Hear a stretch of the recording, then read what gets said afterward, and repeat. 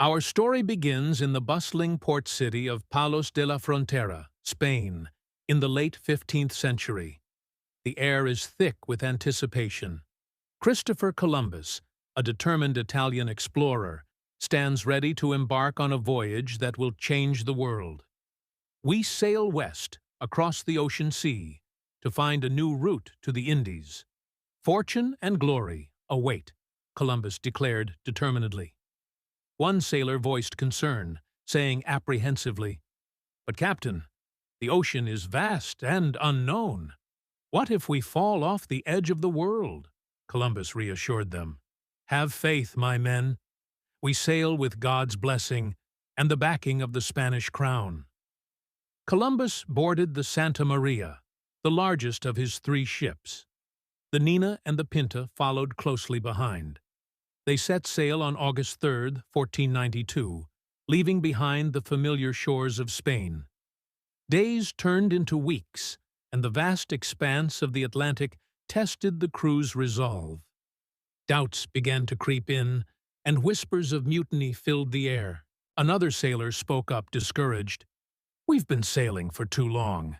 There's nothing out here but endless water." A third sailor, fearful, said, "We should turn back before it's too late." Columbus replied hopefully, "Patience, my friends. Land is near. I feel it in my bones." On October 12, 1492, after more than 2 months at sea, a lookout shouted with excitement, "Land ahoy! Land ahoy!"